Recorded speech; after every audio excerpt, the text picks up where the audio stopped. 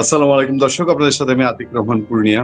আমাদের নিয়মিত আলোচনা অনুষ্ঠানে আজকে আমাদের নিয়মিত আয়োজক, নিয়মিত আলোচক এবং আপনাদের সবার জনপ্রিয়, যার বিশ্লেষণের জন্য আপনারা অপেক্ষা করেন, আমাদের সাথে আজকের অতিথি আবারও আছেন বাংলাদেশের অন্যতম রাজনৈতিক বিশ্লেষক এবং সিনিয়র রাজনৈতিক ব্যক্তিত্ব মেজর আখতারুজ্জামান রঞ্জন। রঞ্জন ভাই, আপনাকে আবারও দর্শকদের পক্ষ থেকে অনুষ্ঠান শুরু করছি। রাজনীতিতে হঠাৎ করেই আমরা যতটুকু দেখতে পাচ্ছি, এটাকে আসলে শুভ লক্ষণ বলা যায় কিনা আপনার কাছ থেকে আমরা শুনবো। এই জুলাই সনদ নিয়ে আবার নতুন করে একটা টালমাটাল পরিস্থিতি। টালমাটাল বলাটাও কতটুকু যুক্তিযুক্ত এটা আপনি নির্ধারণ করবেন। জুলাই সনদ নিয়ে যাতে ঐকমত্য কমিশন সরকারকে সুপারিশ দিয়েছে, সাদা চোখে মনে হতে পারতো যে হ্যাঁ আগাচ্ছে, ভালো একটা জিনিস আগাচ্ছে, কিন্তু এটা প্রাথমিক যে রিয়েকশন রাজনৈতিক দলগুলো যারা এই সনদের সঙ্গে ছিল, তাদের রিয়েকশনই কিন্তু বলে দেয় যে এটা আসলে একটা রাজনৈতিক নতুন ঘনঘটা তৈরি করছে কিনা। এই জুলাই সনদে বিএনপির যে নোট অফ ডিসেন্ট গুলো ছিল সেগুলোর উল্লেখ নেই। কমিশন যে সুপারিশ করেছে, এটা কিভাবে বাস্তবায়ন হবে? এনসিপির পক্ষ থেকে সর্বশেষ যে বক্তব্যগুলো আসছে, এই বক্তব্যগুলো একেবারেই সময়ের সাথে কতটা মানানসই। তারা বলছে যে রাষ্ট্রপতি শাহাবুদ্দিন চুপ্পু সাইন করবেন না, এটা সাইন করতে হবে তত্ত্বাবধায়ক সরকার, অন্তর্বর্তীকালীন সরকার প্রধান উপদেষ্টাকে। তারা এও বলছে যে এই সাইনটা সচিবালয়ে বা যমুনায় বসে করলে হবে না, সাইনটা করতে হবে শহীদ মিনারে গিয়ে মানুষের সামনে। হোয়ারেজ এই প্রধান উপদেষ্টা এবং তার উপদেষ্টা পরিষদ শপথ নিয়েছেন রাষ্ট্রপতি শাহাবুদ্দিন আহমেদের অধীনে। বিএনপি সালাউদ্দিন আহমেদ স্থায়ী কমিটির সদস্য, তিনি বিবিসিতে ইন্টারভিউতে বলেছেন যে ঐকমত্য কমিশন একটা জাতীয় অনৈক্যের তৈরি করেছে। ঐকমত্য কমিশন দায় সারা ধরি মাছ না ছুঁই পানি একটা খুব গুরুত্বপূর্ণ ইস্যুতে সুপারিশ করেছে, যেটা গণভোট। তারা জামাতের মন রাখতে গিয়ে বলেছে এটা জাতীয় নির্বাচনের আগেও হইতে পারে গণভোট, আবার বিএনপির মন রাখতে গিয়ে বলেছে কিনা যে এটা জাতীয় নির্বাচনের দিন হতে পারে গণভোট। কমিউনিস্ট পার্টি অনেক আগে থেকেই সরে গিয়েছিল। ঐকমত্য কমিশন বলছে যারা এতদিন আলাপে ছিল তাদের জিনিসটাই ঐকমত্য। মানে সব দিক মিলিয়ে কোথায় যেন মনে হচ্ছে একটা খাপ ছাড়া বিষয় কিনা মেজর আখতারুজ্জামান রঞ্জন, এবং এটা কোন দিক টেনে নিয়ে যাচ্ছে বাংলাদেশের আগামী ভবিষ্যতে। এবং আপনি গতকাল কি বলছিলেন যে নির্বাচন হবে না, এই সরকার অন্তত নির্বাচন দিতে পারে না, আরই আলামত মেজর আখতারুজ্জামান রঞ্জন। ধন্যবাদ আতিক রহমান পূর্ণিয়া। এই বিষয়ে বহুল আলোচিত, বহুল প্রচলিত অনুষ্ঠানে আমাকে আমন্ত্রণ জানানোর জন্য আসসালামু আলাইকুম। সেই সঙ্গে তোমার দর্শক শ্রোতাদেরকে আমি জানাই আমার আন্তরিক সালাম, আসসালামু আলাইকুম। যে যেখানে আছেন ভালো থাকবেন, সুখে থাকবেন, শান্তিতে থাকবেন। আবারও বলছি, নিরাপদে থাকার চেষ্টা করুন।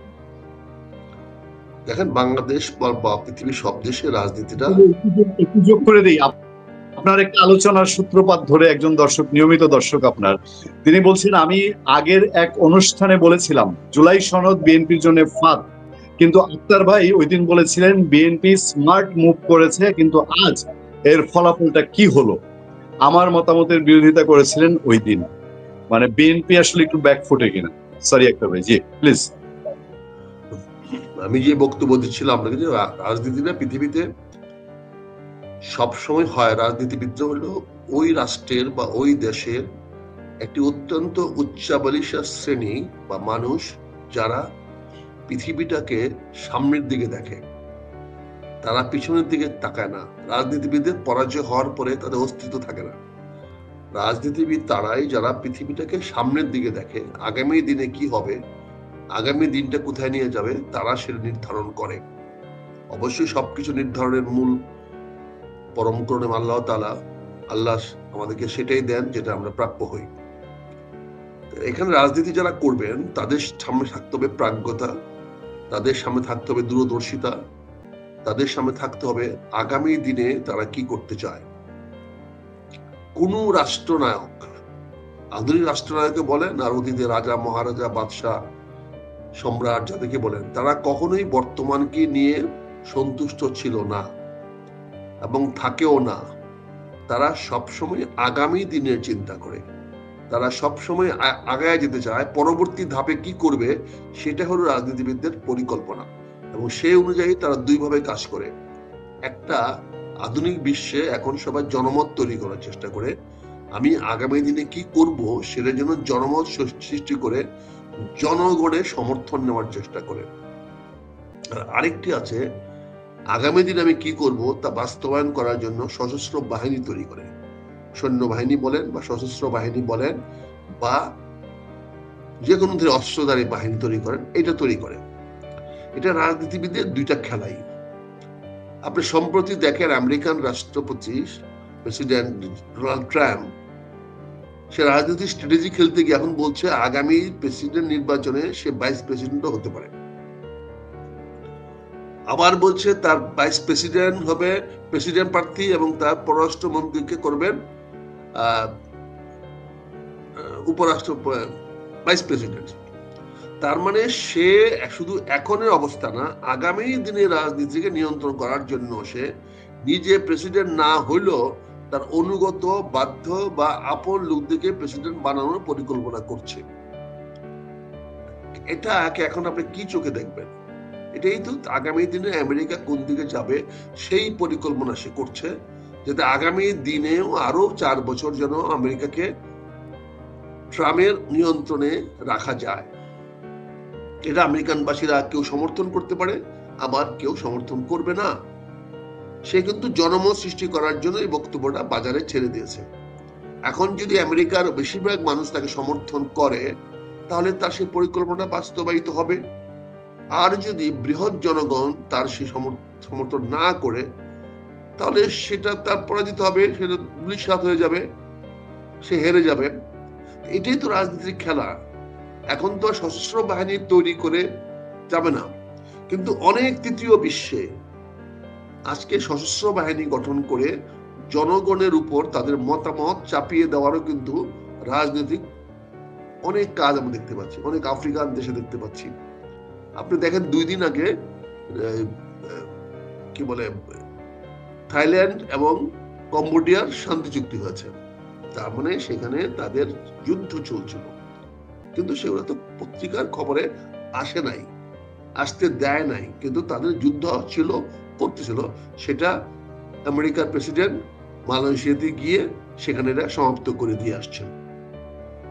আজকে দেখেন প্রতিনিয়ত আমাদের ইয়েমেনের উপর আক্রমণ করতেছে। কারা করতেছে? ইয়েমেনও মুসলিম রাষ্ট্র, সৌদি আরবে মুসলমান রাষ্ট্র।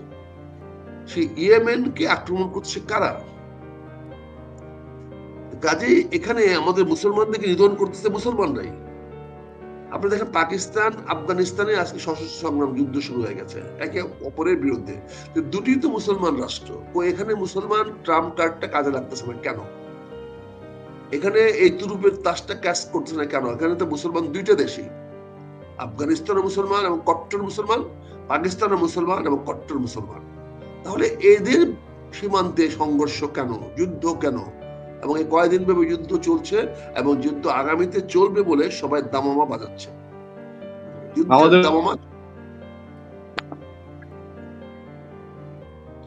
কাজেই এখানে বাংলাদেশে তো আমাদের আমার বাইরে কোনো বন্ধু নাই, কোনো শত্রু নাই। তারা যদি শত্রুতামি করে তাহলে আমি শত্রু হই, তারা যদি বন্ধুত্ব করে আমার সঙ্গে তাই বন্ধু হই। আমি কিন্তু শত্রু বা বন্ধু কোনোটাই আমি সিদ্ধান্ত নিতে পারি না। আমি মায়ানমারকেও আমার শত্রু বানাতে পারি না, বন্ধু বানাতে পারি না। তারা তাদের জাতি, তাদের জনগণকে আমার দেশে ধাক্কায় পাঠিয়ে দেয়, আমি তাদের গ্রহণ করি। তাদের জনগণকে তাদের দেশে ধাক্কায় পাঠাতে পারি না। এটা পাঠাইলে নাকি মানবতা লঙ্ঘন হয়।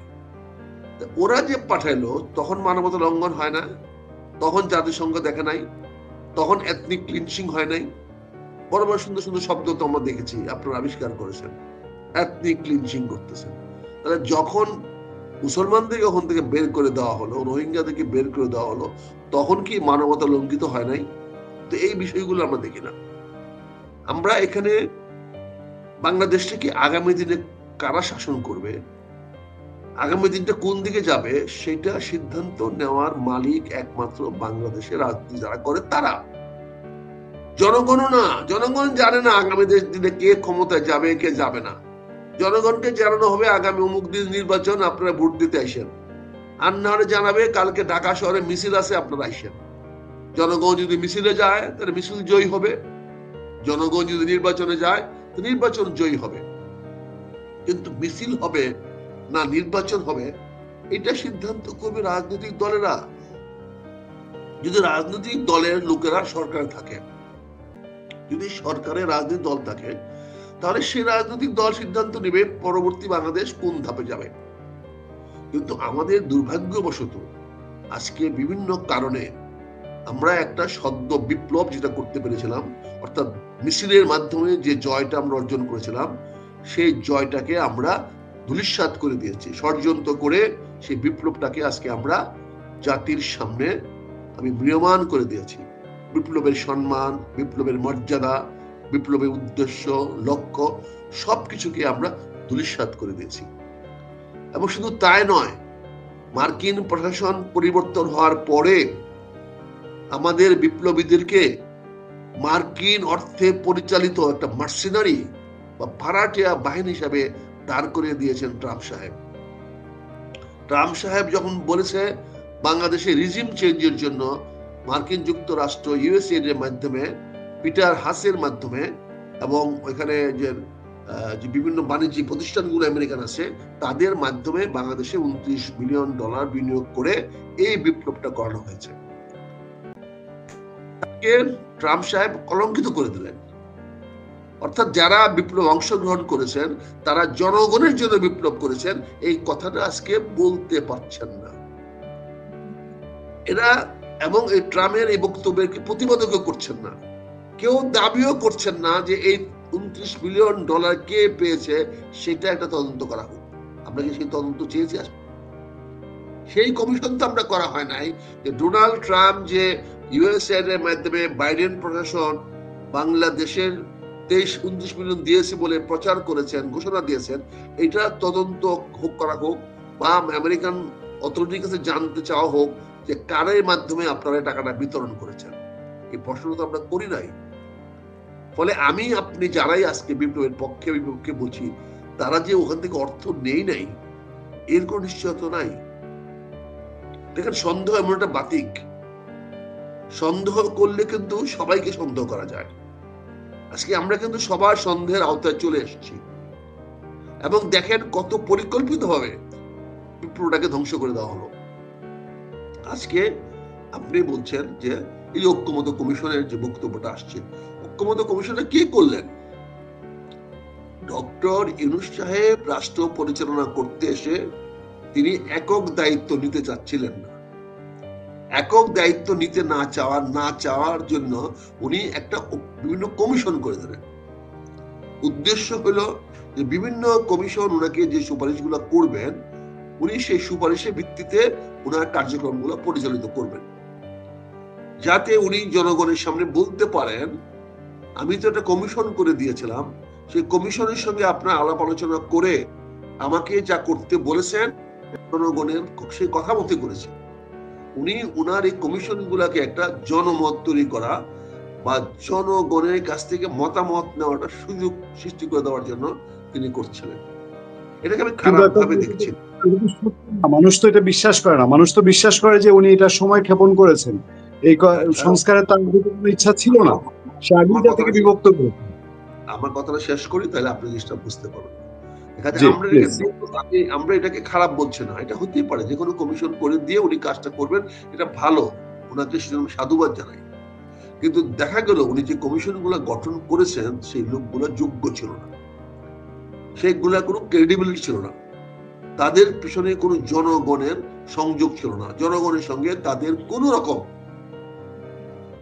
রকম যোগাযোগ ছিল না।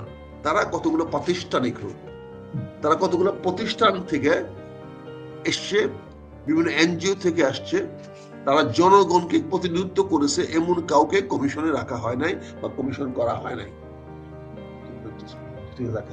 রাখা হয় নাই।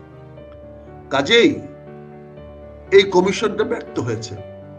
কমিশনটা ব্যর্থ হওয়ার পরে তিনি আরেকটা করেছেন কি, যে কমিশন গুলোর মধ্যে যেগুলা ঐক্যমত্য হবে, সবাই মিলে এই কমিশন থেকে যেগুলো কমন হবে, উনি আবার কমন প্রশ্ন বের করার চেষ্টা করেছেন।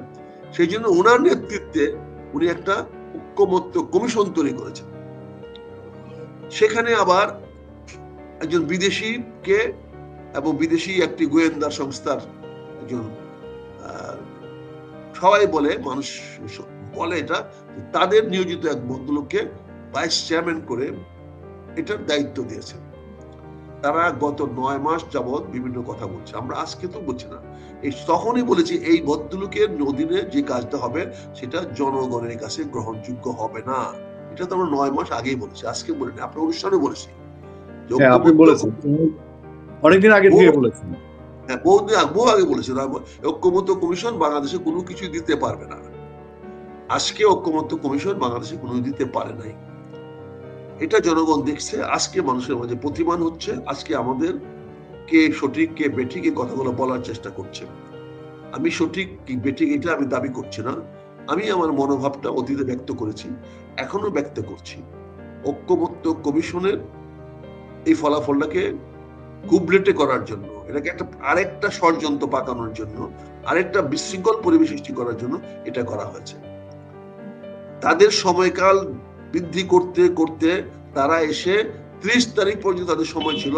তারা 2 দিন আগে রিপোর্টটা দিয়েছেন, দেখালেন যে আমরা সময়ের আগে রিপোর্টটা দিয়ে দিলাম। তারা তো ইচ্ছা করলে আরো একটা দিন সময় নিয়েও এই পয়েন্টগুলো আলোচনা করে নিতে পারতেন, যে আমরা এই ফাইনাল করছি, একটা ফাইনাল দেখে দেন তো আপনারা। এটা তো তারা করতে পারত, কিন্তু না করে তারা এটা দিয়ে দিলেন। আর এখন ডক্টর ইউনূস সাহেব প্রতিবারে বলছেন উনি যা করেছেন এটা জাদুঘরে পাঠায় দেন। এটাকে আমরা কিভাবে দেখবেন? এটাকে পজিটিভ হয়ে দেখার কোন সুযোগ আছে? এটা তো ওনার নেতিবাচক বক্তব্য। যে কলমটা দিয়ে দস্তখত করবেন সেই কলমটাকে আপনি জাদুঘরে পাঠিয়ে দেবেন। এটা এখানে যা যা বক্তব্য আছে সব জাদুঘরে পাঠিয়ে দেবেন। অর্থাৎ এটি বাস্তবায়নযোগ্য কোন ডকুমেন্ট বা দলিল হয় নাই। ডক্টর ইউনূস সাহেব অত্যন্ত ভদ্রচিত ভাবে, অত্যন্ত বিজ্ঞচিত ভাবে, অত্যন্ত শালীন ভাষায় দিয়েছেন ঐক্যমত্য কমিশনের যা কিছু করা হয়েছে, যত আলোচনা হয়েছে, যত কাগজ পত্র কলম বই যা যা এটাতে ব্যবহৃত হয়েছে, উনি যে ধন্যবাদ যে বলেন নাই যে যারা যারা অংশগ্রহণ ছিল তাদেরকেও জাদুঘরে পাঠায় দেন। উনি শুধু কাগজ কলমের মধ্যে সীমাবদ্ধ রেখেছেন। উনি সেখানে যা লেখা হয়েছে, যা ওনারা সুপারিশ করেছে, এইগুলোকেই জাদুঘরে রাখার জন্য বলেছেন। আমি ওনাকে ধন্যবাদ জানাই, উনি বলেন নাই যারা যারা এই যে ঐক্যমত্যের সঙ্গে ছিল, দস্তখত করেছে বা সনদের কাজ করছে, তাদেরকেও জাদুঘরে পাঠিয়ে দেওয়া হোক। কাজে উনার মনোভাব তো পরিষ্কার স্পষ্ট হয়ে গেছে। ঐক্যমত্য কমিশনের সঙ্গে উনি কোনো ব্যাপারে ঐক্যমত না। এটা ভদ্রতা উনি দেখে বলছেন যে আপনারা করেছেন, অনেক ভালো কাজ করেছেন, অনেক ধন্যবাদ, এটা আপাতত আপনারা জাদুঘরে রেখে দেন, যাতে মানুষ এখান থেকে রিসার্চ করতে পারে, মানুষ এখান থেকে গবেষণা করতে পারে, গবেষণা করে দেখতে পারে যে আপনারা কিভাবে সফল জিনিসটাকে বিফল করে দিয়ে গেছেন, কিভাবে জুলাই বিপ্লবটাকে নস্যাৎ করে দিয়ে গেছেন, কিভাবে জনগণের আশা আকাঙ্ক্ষাকে আপনারা ধ্বংস করে দিয়ে গেছেন। এটা জাদুঘরে রাখলেই আপনি সেখান থেকে দেখতে পারবেন। উনি তো সেই কথাটাই বলেছেন। আর যদি বলতেন এখানে বাস্তবায়নযোগ্য কোনো কিছু আছে, তাহলে তিনি তো বলতেন যে বেশ সুন্দর করেছেন, আমি আজ থেকে এটার উপরে বাস্তবায়ন করার কাজে লেগে গেলাম, আমি যত দ্রুত পারি আপনাদের এগুলাকে বাস্তবায়ন করে যাব, যাতে জাতি উপকৃত হয়। উনি তো এই কথা বলেন নাই, উনি বলেছেন এগুলোকে জাদুঘরে পাঠিয়ে দেন। কাকে জাদুঘরে পাঠিয়ে দেওয়া হয়? যে জিনিসটার কার্যকারিতা আর থাকে না, যে যার কার্যকারিতা বা তার কার্যক্রম আর চলমান থাকে না, অর্থাৎ এটি বর্তমানের কাছে বিলুপ্ত হয়ে গেছে, এর কোনো ভবিষ্যৎ নাই, সেগুলোকে আমরা জাদুঘরে পাঠিয়ে দিই। আমার বাবা যে কলমটা ব্যবহার করে গেছিল, সেই কলমটা আমার বাবা ব্যবহার করতে পারবে না, আর সুযোগ নাই, কিন্তু সেই কলমের মধ্যে এখনো কিছু কালি রয়ে গেছে। আমি সেই কালিটা ব্যবহার করতে চাই না। আমি এটা বাবার স্মৃতি হিসাবে এটা আমি আমার ঘরে জাদুঘর বানিয়ে বা সরকারি জাদুঘরে জমা দিয়ে আসতে চাই। এটা আমার বাবার প্রতি শ্রদ্ধা জানাচ্ছি, কারণ জানি আমার এই বাবার কলমটা যেন আমার স্মৃতিটা বয়ে নিয়ে আসে। এমন ভাবে আমরা জাদুঘরে জিনিসপত্র পাঠিয়ে দিই যেটা যেন আর কেউ ব্যবহার না করতে পারে। কোহিনূরের যে তাজ বানানো হয়েছিল সেটাকে এখনো যে কেউ ব্যবহার করতে পারে। কিন্তু এখন আমরা চাচ্ছি এটা যেন কেউ ব্যবহার না করো। এই জন্য কোহিনূর হীরাটাকে আমরা জাদুঘরে রেখে দিয়েছি, যাতে এটা কারো মাথায় আর শোভা না পায়, কারণ এটা নিয়ে আবার যুদ্ধ হতে পারে, কার মাথায় শোভা পাবে। কাজে এই সংঘাত এড়ানোর জন্য এটা আমরা জাদুঘরে পাঠিয়ে দিয়েছি। কাজে ডক্টর ইউনূস সাহেব অত্যন্ত বিচক্ষণ ব্যক্তি, অত্যন্ত বুদ্ধিমান, জ্ঞানী, মেধাবী মানুষ। ওনার সকল কার্যক্রম আমরা সহজে বুঝতে পারবো না। এটা বোঝার জন্য তো আমাদের ওনার কাছাকাছি যাওয়ার মতো একটা সাধ্য, সামর্থ্য বা আমাদেরও দক্ষতা, অভিজ্ঞতা এবং মেধা থাকতে হবে। তবে আমি আমার এই বোকা বুদ্ধিতে যেটা বললাম সেটা হচ্ছে উনি যথার্থ এটাকে জাদুঘরে পাঠিয়ে দিতে বলেছেন।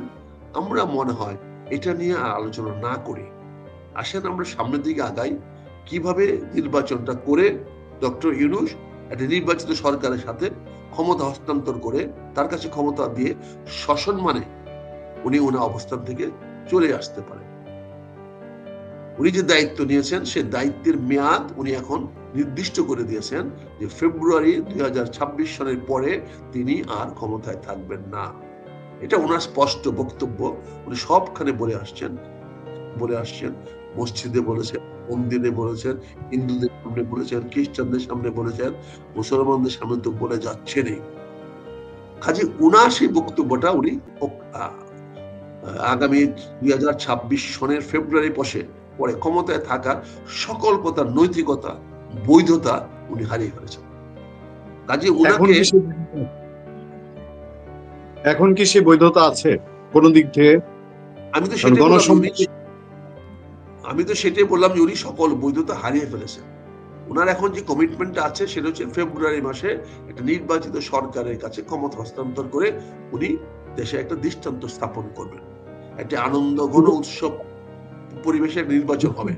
এটাতে উনি স্টিক থাকবেন বলে আমি আশা করি, এবং আমার পূর্ণ আস্থা ওনার উপর আছে, পূর্ণ বিশ্বাস আমার উপর আছে যে উনি অবশ্যই আগামী ফেব্রুয়ারিতে একটা সুষ্ঠু, অবাধ, সুন্দর নির্বাচন অত্যন্ত আনন্দঘন পরিবেশে করাতে পারবেন। সেটার জন্য আমরা সবাই ওনার সঙ্গে ঐক্যমত পোষণ করি। সকল রাজনৈতিক দল ঐক্যমত পোষণ করে নির্বাচনের প্রস্তুতি সবাই নিচ্ছে।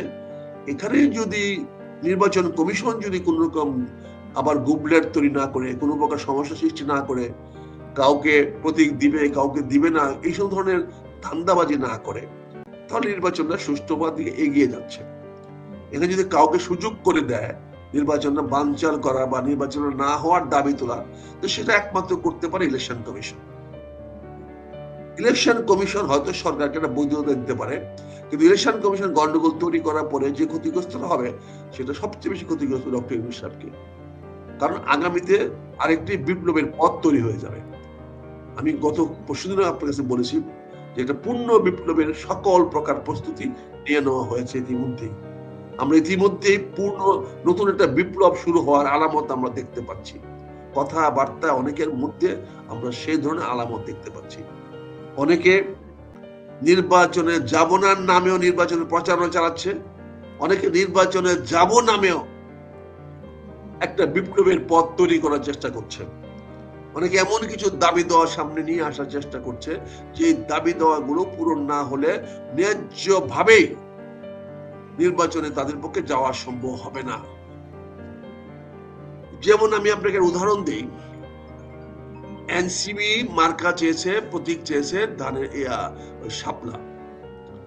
নির্বাচন কমিশন মহোদয় সাহেবরা ওনারা গো ধরেছেন, জিত করেছেন, এটা দিবেন না। ভালো কথা, দিয়েন না।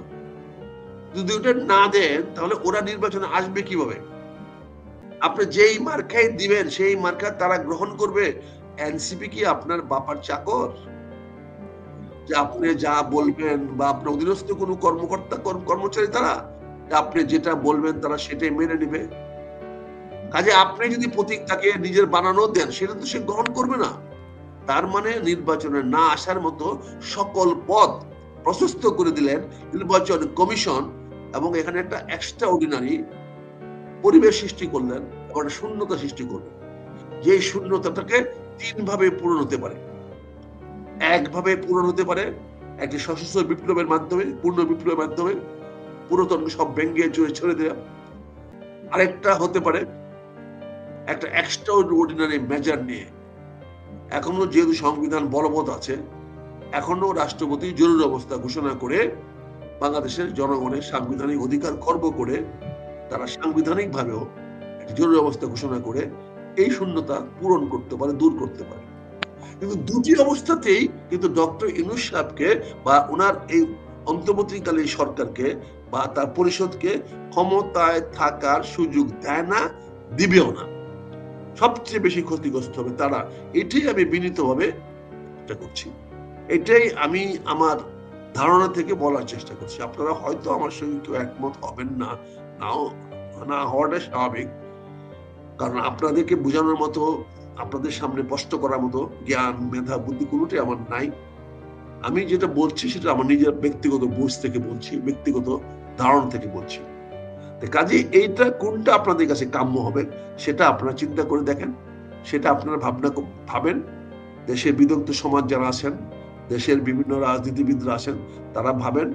তবে আমি যেটা অনুধাবন করতে পারছি, দেশটা কিন্তু একটি নতুন বিপ্লবের দিকে যাচ্ছে।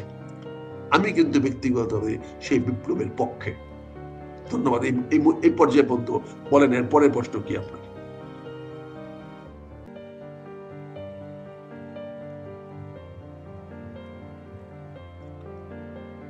পূর্ণিমা, আপনি কি আছেন নাকি আমি করব? যাই হোক, আমি একটা বক্তব্য দিতে চাই, একটা বক্তব্য বলতে চাই। সেটি হচ্ছে, আমরা কোনোভাবে যেন জিদাজিদি না করি, কোনো বিষয়ে যেন আমরা অতীতের শেখ হাসিনা সরকারের মতো আমরা যেন সংঘাতময় পরিবেশ সৃষ্টি না করি। আমরা যেন টেবিলে বসে আলোচনা করে সকলে কিছু সিদ্ধান্ত নেওয়ার ব্যবস্থা করতে পারি। টেবিলের আলোচনা আসা মানে দুর্বলতা নয়। টেবিলের আলোচনায় আসার কাউকে আহ্বান জানানো মানে সরকারের দুর্বল অবস্থান যেমন প্রমাণ করে না, তেমনি সরকারের কাছে এসে আলোচনা করতে বসা প্রস্তাব নিয়ে আসানো কিন্তু সরকারের দালালি বলে প্রমাণ করে না। যদি কেউ প্রস্তাব নিয়ে আসে যে না, এটা আলোচনায় বসেন, সিদ্ধান্ত নেন, সেই জন্য দুতালি করতে চান, যদি কেউ আইসা যদি তার ব্যক্তিগত প্রভাব, ব্যক্তিগত অবস্থান তৈরি করতে চান বা বলতে চান প্রধান উপদেষ্টা মহোদয়কে যে না, আসেন আপনি আলোচনার টেবিলে নিয়ে আসেন, এটা কেউ যেমন তার দুর্বলতা মনে করেন না। আর সরকারও যদি আলোচনার টেবিলে ডাকার আহ্বান জানায়, এটাও কেউ সরকারের দুর্বলতা মনে করেন না। এখানে দুর্বলতা এবং দালালি এই জিনিসটা নিয়ে আসেন না। এখানে দেশের স্বার্থে, জনগণের স্বার্থে, আমাদের সবার স্বার্থে, কল্যাণে আসেন। আমাদের সমস্যাগুলা আলোচনার টেবিলে আমরা সমাধান করার চেষ্টা করি। এটাই থাকবে আপনাদের কাছে আমার বিনীত আবেদন, আহ্বান এবং আপনাদের প্রতি আমার অত্যন্ত নিবেদিত অবস্থান।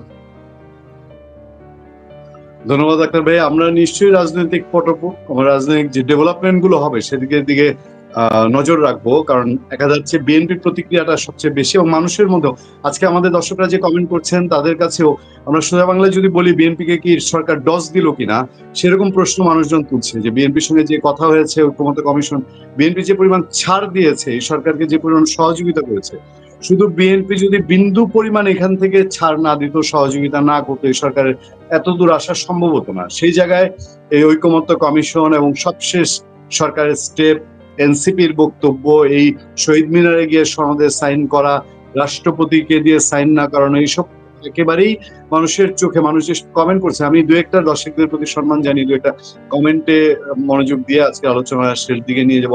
আক্তার ভাই, আপনার প্রতি অনেকের বিভিন্ন প্রশ্ন আছে, জাদু করে পাঠিয়ে দেওয়ার জন্য আমাদের নেতারা আছেন। একজন বলছেন মেজর আক্তার জিন্দাবাদ, কিসের বিপ্লব, কিসের জুলাই আন্দোলন, এসব দেশ ধ্বংস করার পরিকল্পনা ছিল, দেখেন নাই? রিক্সা চালক এক চাচার ভিডিও ভাইরাল হয়েছে, এটা দেখবেন।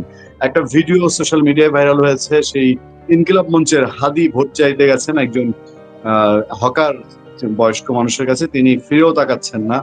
এবং আপনি যে প্রশ্নটা গতকালকে তুলেছিলেন যে গ্রাফিতির এত টাকা কোথা থেকে আসলো, যেটা আজকে আপনি বললেন যে ইউএসএইড এর যে টাকা 29 বিলিয়ন টাকা, এই সরকার কেন এটা তদন্ত করবে? কারণ এটা তদন্ত করতে গেলে তাদের কারো নাম আসে কিনা। বাংলাদেশের ভবিষ্যৎ কি জানাবেন আক্তার ভাই? হাসিনা খারাপ ছিল, বর্তমান সরকার কি করছে? আপনার কাছে প্রশ্ন ছিল দর্শকের। বিএনপি কি গণভোটের পথে হাঁটছে কিনা? আলী রিয়াজ আর প্রফেসর ইউনূস এই দেশটাকে মগের মুল্লুক বানায় ফেলতেছে। বিএনপির হরতাল ডাকার সময় চলে আসতেছে, বিএনপি মূলা দেখাইছে। দর্শকদের নানান রকম প্রতিক্রিয়া, এবং আমাদের সকল দল মতের দর্শক আমাদের এখানে তার মন্তব্য প্রকাশ করেন। বিএনপির লোকজন করেন, জাতীয় পার্টি জামাত ইসলামের লোকজন মন্তব্য করেন, আওয়ামী লীগ ঘরানার মানুষজন মন্তব্য করেন। আক্তার ভাই, আজকের আলোচনা আমরা এই পর্যন্ত সীমাবদ্ধ রাখতে চাই। নিশ্চয়ই জুলাই সনদ কোন দিকে যায় এগুলো একটু জবাবটা দিতে 5-10 মিনিট সময় দিবেন না? এগুলো বক্তব্যগুলো একটু বলার। কোনো সমস্যা নেই। মেইনলি আমি আপনার কাছ থেকে এই দুটা বিষয় আমি আগ্রহ বোধ করছি যে আলী রিয়াজ আর প্রফেসর ইউনূস এই দেশটাকে মগের বন্দুক বানায় ফেলছে। বিএনপির হরতাল ডাকার সময় চলে আসছে, বিএনপির মূলা দেখাইছে। দর্শকের খুব সরল মন্তব্য, এবং এটা সারা দেশের মানুষের মধ্যে আলাপ হচ্ছে। এই মন্তব্যগুলোর সঙ্গে আমি বলছি আরেকটা, আওয়ামী লীগের বিপদে বিএনপি খুশি হয়েছে, এখন বিএনপির বিপদে আওয়ামী লীগ খুশি হবে। বিএনপি কে মূলা ঝুলাইছে এই সুৎখোর মহাজন ইউনূস। ইলেকশন হবে না, আমরা শিওর, সাধারণ মানুষের ধারণা। জি, ধন্যবাদ আপনাকে। যারা মন্তব্যগুলো করেছেন তাদের সচেতনতার জন্য, তারা যে বাংলাদেশে নিয়ে ভাবেন, বাংলাদেশের সমসাময়িক রাজনীতি নিয়ে তাদের যে চিন্তা চেতনা হয়, তারা যে ভাবনাগুলো অব্যাহত রেখেছেন, এটাই প্রমাণ করে। আমি তাদেরকে সবাইকে ব্যক্তিগত ধন্যবাদ জানাই। আমরা যে কমেন্টটা আমার পছন্দ হইতে হবে, কমেন্টটা আমার ভালো লাগতে হবে, এটার কোনো মানে হয় না, এটা কোনো স্ট্যান্ডার্ড না। কিন্তু আপনি যে আপনার মতামত দিতে পেরেছেন, আমি যে আপনার মতামতটা জানতে পেরেছি, এটা মতামতটা জেনে কিন্তু আমি বেশি উপকৃত হয়েছি। আপনার মতামতটা শুনে আমি কিন্তু আমার বর্তমান অবস্থানটাকে আরো স্পষ্টকরণ করার সুযোগ পেয়েছি। যারাই মন্তব্য করেছেন তাদেরকে আমি স্বাগত জানাই, তাদের অভিনন্দন জানাই।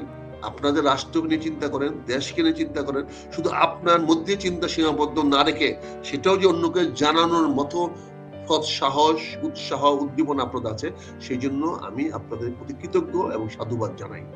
এইভাবেই আমরা যদি আমাদের মনের ভাব আদান প্রদান করি, তাহলে অবশ্যই আমরা একটা অবস্থানে যেতে পারবো। আজকে আমি যে কথা আপনারা যেটা বললেন, বিএনপি বেকায়দায় পড়েছে কিনা, কিছু পড়েছে না, এটা বেকায়দা পড়া কষ্ট না।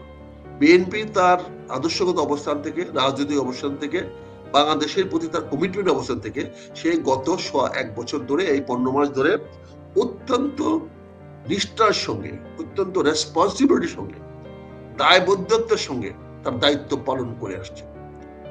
বিএনপি গত 15 মাসে কোনো প্রকার অরাজনৈতিক বা অদায়িত্বশীল কোনো পদক্ষেপ নেয় নাই।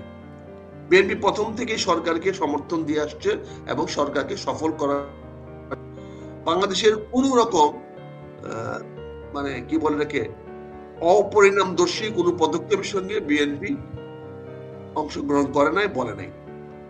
বিএনপি প্রথম থেকে তার লক্ষ্য করেছে, বলেছে যে আমাদের দেশে গণতন্ত্র প্রতিষ্ঠা করতে হবে, গণতন্ত্র পূর্ণ প্রতিষ্ঠিত করতে হবে, যেটা শেখ হাসিনা ফ্যাসিস্ট সরকার গত 15 বছরে তার নির্মম নিষ্ঠুর শাসনের মাধ্যমে এবং তার দুর্নীতিপরায়ণ শাসনের মাধ্যমে ধ্বংস করে দিয়েছিল।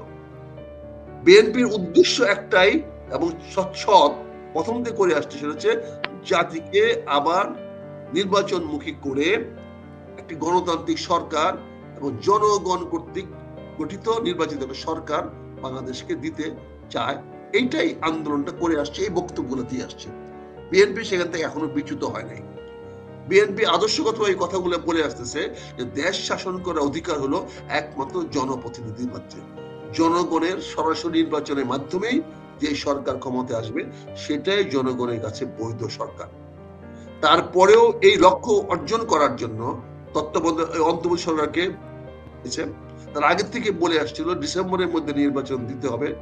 সেখান থেকেও অন্তর্বর্তী সরকারের অনুরোধে তাদের সমস্যাগুলোর প্রতি সহানুভূতি জানিয়ে সেটা ফেব্রুয়ারি পর্যন্ত উনি বলেছেন সেটার সঙ্গে ঐক্যমত ঘোষণা করেছেন। ফেব্রুয়ারির তারিখটা কিন্তু বিএনপি ঘোষণা করে নাই, বিএনপির দাবি করে নাই।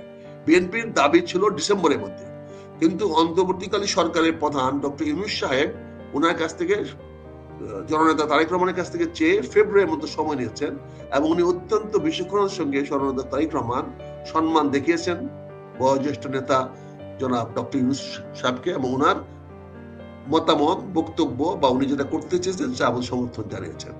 সেই মোতাবেক ডক্টর ইউনূসের রোড ম্যাপ দেওয়া অনুযায়ী নির্বাচনটা ফেব্রুয়ারি মাসে হতে যাচ্ছে। এখানে বাকি পথের যে কাজগুলো হয়েছে, ঐক্যমত হবে কি হবে না, কি করলো না করলো, এগুলো তো নির্বাচনকে ব্যাহত করার কোনো বিষয় না। এগুলো আমরা কিছু আলোচনা করে রাখলাম যে নির্বাচিত সরকারের প্রতি কিছু বাধ্যবাধকতা আমরা দিতে পারি কিনা, যে বাধ্যবাধকতা পরবর্তী সরকারগুলো মেনে চলবে। এটা আমাদের দুর্ভাগ্য, আমরা সেই ধরনের ঐক্যমত পোষণ করতে পারলাম না। এটা আমাদের দুর্ভাগ্য, রাজনীতিবিদদের চরম ব্যর্থ। সবচেয়ে বড় কথা হলো যারা দায়িত্ব নিয়েছেন।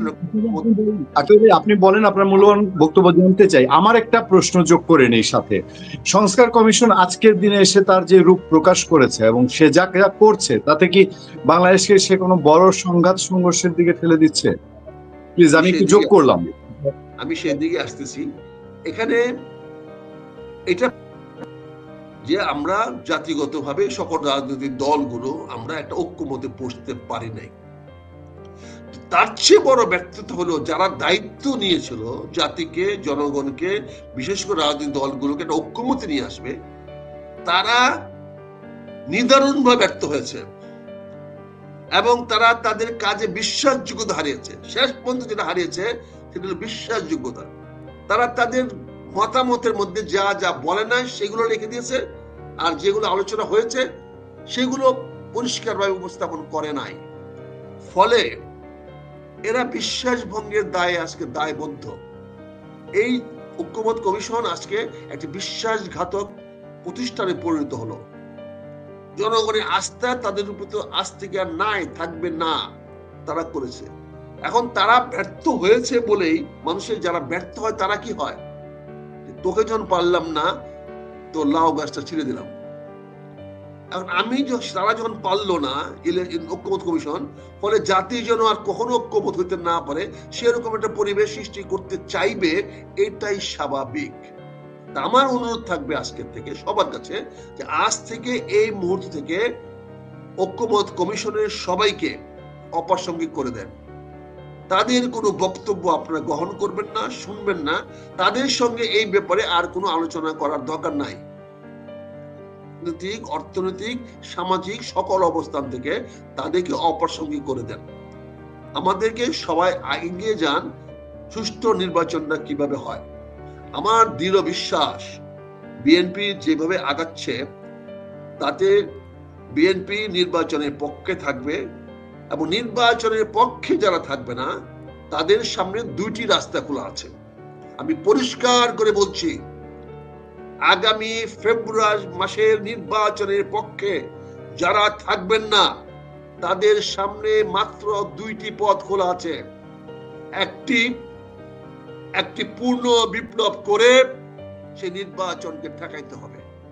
সেই নির্বাচনকে প্রতিহত করতে হলে আরেকটি পূর্ণ বিপ্লব করতে হবে। এই রিভলিউশনটাকে আরো বৃহত্তর রিভলিউশনে, এই বিপ্লবটাকে আরো বড় পর্যায়ে বিপ্লবে নিয়ে যেতে হবে। যদি নিয়ে যেতে পারেন তাহলেই এই নির্বাচনটাকে বানচাল করা, প্রতিহত করা সম্ভব। আর দ্বিতীয় পথটি যেটি খোলা আছে সেটি হলো একটি কাউন্টার বিপ্লব বা প্রতি বিপ্লব তৈরি করা, যে প্রতি বিপ্লবের মাধ্যমে এই সরকারি ব্যবস্থা, বর্তমান প্রচলিত যে বন্দোবস্ত, বর্তমান নির্বাচন করার যে ব্যবস্থা আগে যাচ্ছে সেটাকে বানচাল করে দিতে হলে আর একটি প্রতি বিপ্লব লাগবে। প্রতি বিপ্লব ছাড়া এটাকে বানচাল করতে পারবেন না। এখন তিনটি পথের মধ্যে আপনি কোনটি বেছে নেবেন সেটাই বিএনপির পথ পরিষ্কার। বিএনপি জনগণের সামনে পরিষ্কার করে দিয়েছে আমরা গণতন্ত্রের পূর্ণ প্রতিষ্ঠা চাই এবং আমরা জনগণের ভোটাধিকার ফিরিয়ে দিতে চাই। জনগণ তার ভোটের মাধ্যমে আগামী দিনে সরকার নির্বাচিত করবে এবং তার জন্য ফেব্রুয়ারি মাসে নির্বাচন দিতে হবে। এটা বিএনপির স্পষ্ট অবস্থান। আর বাকি দেখে চিন্তা করতে হবে যে এই অবস্থান সমর্থন করবেন কিনা, না হলে আপনারা কি পূর্ণ বিপ্লব করবেন না প্রতি বিপ্লব করবেন, সেটা আপনাদের ব্যাপার। যদি আপনি পূর্ণ বিপ্লব করে সফল হন তাহলে আপনারা হিরো, আপনারা সিকান্দার। এটা তো বলে আছে পুরনো কথা, জো জিতেগা ও সিকান্দার। সিকান্দার মানে আলেকজান্ডারকে সিকান্দার বলি আমরা, এই ভারতে আমরা আলেকজান্ডারকে সিকান্দার বলি। অর্থাৎ সিকান্দার যখন যেখানে জয়লাভ করেছে তখন ধর্ম ছিল না। আলেকজান্ডার আমলে কোনো ধর্ম ছিল না, তখন বৌদ্ধ ধর্ম মাত্র শুরু হয়েছে, হিন্দু ধর্ম ছিল না, খ্রিস্টান ধর্ম ছিল না, এখানে এগুলো ধর্ম টর্ম ছিল না। তখন ছিল জো জিতেগা, যে জয়লাভ করতে পারবে, ভিক্টরি হ্যাজ নো ফল্ট, জয়ের কোনো ভুল নাই, অপরাধ নাই, তখন করেছে। কাজে যদি আপনি প্রতি বিপ্লব বা পূর্ণ বিপ্লব করে আপনি জয়ী হতে পারেন, তাহলে দেশটা আপনার, জনগণ আপনার, আপনি যেভাবে দেশ চালাবেন, যেদিকে নিয়ে যাবেন সেভাবে। কিন্তু আমরা বিএনপিরা নির্বাচনের পক্ষে, আমরা পূর্ণ বিপ্লবের পক্ষে নই, আমরা প্রতি বিপ্লব বা এই কাউন্টার বিপ্লব তো নাই। কাজে আমরা প্রতি বিপ্লব এই দেশে করতে দিতে চাই না, দিব না, সহযোগিতা করবো না। আর পূর্ণ বিপ্লব যদি করেন, সেখানে আমাদের যদি নির্বাচনের চেয়ে বেটার কোনো কিছু হয়, সেখানে আমরা সমর্থন দিতে পারি, থাকতে পারি।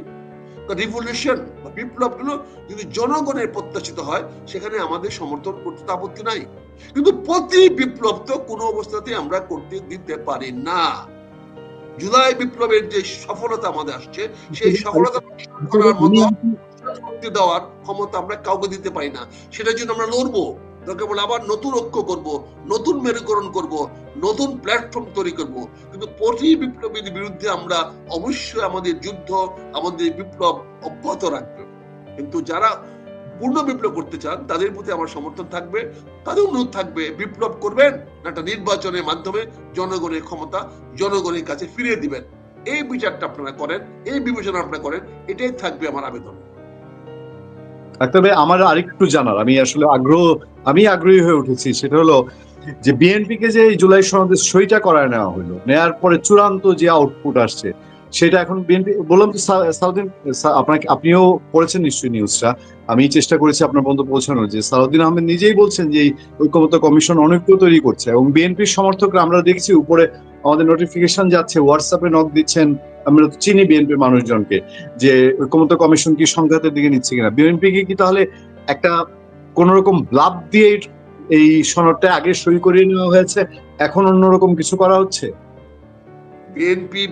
বিএনপি নিজেই দস্তখত করেছে, কারণ বিএনপি দস্তখত না করলে জুলাই সনদের প্রতি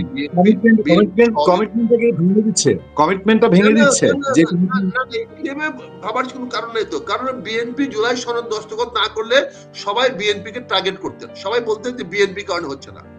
এখনো বিএনপি বলছি যে ঐক্যমত্য কমিশন কি বিএনপি কে লাভ দিচ্ছে কিনা? বিএনপি না, বিএনপি তো সই করেছে, ভালোর জন্য করেছে। ঐক্যমত্য কমিশন তো লাভ জাতিকে দিচ্ছে, বিএনপি কে না, সারা জাতিকে লাভ দিচ্ছে, সারা জাতিকে ধোঁকা দিচ্ছে।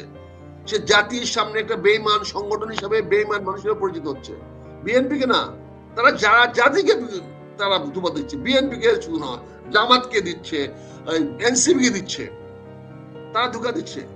দেখেন, বিএনপি একটি উদার রাজনৈতিক দল হিসাবে তারা কিন্তু জনগণের কল্যাণের জন্য, জনগণের ক্ষমতা ফিরিয়ে দেওয়ার জন্য, নির্বাচিত সরকার দ্বারা দেশ পরিচিত হওয়ার জন্য যা কিছু দরকার, অকপটে নিঃস্বার্থে নিজের অস্তিত্বের হুমকি করেও করে যাচ্ছে।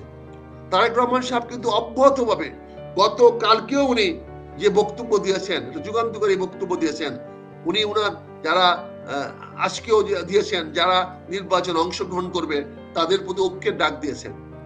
উনি কিন্তু একজনকে রেখে বাকি জনকে বিরাগ করতে চান না, উনি সবাইকে বলছেন আসেন আপনারা সবাই মিলে বাংলাদেশটাকে আমরা ঐক্যবদ্ধ নিয়ে আসি। উনি শুধু বিএনপির মনোনয়ন যারা চায় শুধু তাদেরকে ঐক্য এবং দুইটা জিনিস বলবেন, একটা ত্যাগ করার জন্য প্রস্তুত থাকেন। এই দুইটি আহ্বান উনি স্পষ্ট জানিয়েছেন। উনি বলেছেন আপনারা যারা বিএনপির আগামী দিনে প্রার্থী হতে চাচ্ছেন, আপনাদেরকে অবশ্যই ঐক্যবদ্ধ থাকতে হবে এবং সেই সঙ্গে আপনাদেরকে ত্যাগ স্বীকার করতে সামনে এগিয়ে যেতে হবে। ওনার এই বক্তব্যটা শুধু বিএনপি নেতা কর্মীদের জন্য নয়, সারা জাতির জন্য। জাতির জন্য উনি চাচ্ছেন আসেন ঐক্যবদ্ধ থাকি এবং আসেন আমরা সবাই ত্যাগ স্বীকার করতে রাজি হই। উনি সকল দলের প্রতি একই আহ্বান জানিয়েছেন, উনি সকল দলগুলোর প্রতিও এই ঐক্যের আহ্বান জানিয়েছেন। উনি শুধু উনার দলের কর্মীদেরকে বা প্রার্থীদেরকে জানান নাই, উনার এই বক্তব্যের মাধ্যমে উনি সারা জাতির কাছে জানিয়েছেন আসেন আমরা ঐক্যবদ্ধ থাকি, ঐক্যবদ্ধ হই, যদি না হতে পারি আরো চেষ্টা করি ঐক্যবদ্ধ হওয়ার, এবং আমরা সবাই যার যেখানে অবস্থান থেকে দেশের জন্য, জাতির জন্য, মানুষের কল্যাণের জন্য আমরা ত্যাগ স্বীকার করতে রাজি হই। কারণ আল্লাহ তাআলার অনুগ্রহ পাইতে হলে আমাদের ত্যাগ স্বীকার করতে হয়। হযরত ইব্রাহিমের সেই ত্যাগের মাধ্যমে আল্লাহ প্রমাণ করে দিয়েছেন আল্লাহ ত্যাগীদের পক্ষে থাকেন। আমরা তো ত্যাগ করতে চাই, এই আহ্বান আমাদের জননেতা তারেক রহমান জানিয়েছেন। আমার মনে হয় বাংলাদেশের রাজনীতিটা এই দুইটা পয়েন্টের উপর আবর্তিত হবে আগামী দিনে। একটি হলো ঐক্য, দলীয় ঐক্য, আমাদের সকল প্রার্থীদের মধ্যে ঐক্য, দলীয় নেতা কর্মীদের মধ্যে ঐক্য এবং বৃহত্তর পর্যায়ে জাতীয় ঐক্য। আর তৃতীয়টা হবে আমাদের ছোট থেকে বড়, দলীয় কর্মী থেকে নেতা এবং জাতীয় নেতৃবৃন্দ নিয়ে, জনগণ নিয়ে, আপনাদের মধ্যে সাংবাদিক ভাই বলেন, সরকারি প্রশাসনের লোক বলেন, সামরিক বাহিনী বলেন, সবাইকে যার যে অবস্থান থেকে দেশের জন্য, জাতির জন্য ত্যাগ করার মতো মানসিকতা নিয়ে সামনে আগায় আসতে হবে। আমিও মনে করি এটা অত্যন্ত সুন্দর আহ্বান। আমি আহ্বানের সঙ্গে শতভাগ একমত এবং এটা বাস্তবায়ন করার জন্য আমার যতটুকু করা দরকার আমি সকল পর্যায়ে থেকে চেষ্টা করব এবং আমার সকল বক্তব্যে আমরা এই দুইটি বক্তব্যকে প্রাধান্য দিয়ে আমি এখন আমাদের বক্তব্যগুলা সামনে এগিয়ে নিয়ে যাব। আবারও আপনাকে ধন্যবাদ আমাদের কথাগুলো বলার জন্য। কেউ বিএনপিকে ব্লাব দেয় নাই। বিএনপির নিবেদিত দল, জনগণের কল্যাণে নিবেদিত দল, গণতন্ত্রের প্রতি তাদের পুরাপুরি আস্থা বিশ্বাস আছে এবং তাদের কমিটমেন্ট আছে। বিএনপি সেই লক্ষ্য অর্জন করার জন্য যেখানে যেভাবে প্রয়োজন ব্যবহার করার, যেখানে যেরকম আচরণ করা দরকার, বিএনপি অত্যন্ত সফলতার সঙ্গে সেভাবে আচরণ করে যাচ্ছে। আমি সালাউদ্দিনকে ধন্যবাদ জানাই যে তাৎক্ষণিকভাবে সে তার প্রতিক্রিয়াগুলো জানাচ্ছে এবং সেই প্রতিক্রিয়াগুলো যেন নেতাদের যে মনের কথা সেটাই প্রকাশ করছে। এখন পর্যন্ত আমরা কেউ সালাউদ্দিনের বক্তব্যের সঙ্গে কেউ দ্বিমত করে নেই, আমাদের নেতাও দ্বিমত করে নাই, আমাদের যারা বিএনপি নেতা কর্মী আছে তারাও কেউ নিয়ে তারা দ্বিমত পোষণ করে নাই। কাজে এটা একটা সুন্দর লক্ষণ, এটাকে রক্ষা করতে হবে, এটাকে বাঁচিয়ে রাখতে হবে, এটা জনগণের সামনে প্রতিষ্ঠিত করতে হবে। ধন্যবাদ পুনিয়া, ধন্যবাদ এত রাত করে। কারণ আমি এখন যাবো আবার বিপুলের একটা অনুষ্ঠানে, বিপুল টকে যাবো 11টার সময়। আমি আপনার মাধ্যমে বিপুল অনেক ডেডিকেটেড সোশ্যাল মিডিয়ায় কাজ করছে। হ্যাঁ, বিপুলের আমি আবার নিজস্ব একটা 15 মিনিটের প্রোগ্রাম করবো এখন আপনাকে শেষ করে দিয়ে। আমি একটা এনসিপি ভার্সেস ইলেকশন কমিশনের যে দ্বন্দ্ব শুরু হয়েছে এটা কিভাবে নিরসন করা যায় এই নিয়ে আমি 15-20 মিনিট এককভাবে আলোচনা করব।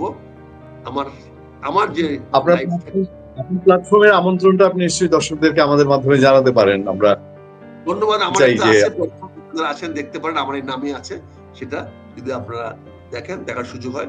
জনগণ সমাবেশু, জনগণ সমাবেশুতে আমি এখন পরে একটু কথা বলবো। আপনাকে অনেক ধন্যবাদ।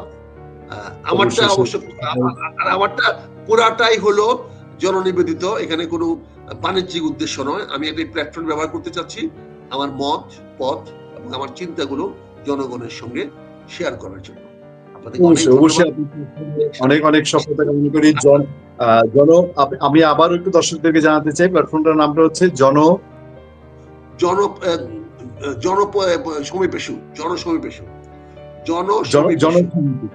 জনসমাবেশ। দর্শক আমাদের রঞ্জন নিয়মিত আপনাদের এখানে আলোচনা করেন, একেবারে নিজস্ব প্ল্যাটফর্ম জনসমাবেশ, নিশ্চয়ই সেটাতে আমরা দর্শক হিসেবে জয়েন করব এবং বিপুল টকের নিশ্চয়ই রাত 11টা একটা ভাই কথা বলবেন, আমরাও সেখানেও নিশ্চয়ই আপনাদের আগ্রহ থাকবে। ভালো থাকবেন, সুস্থ থাকবেন।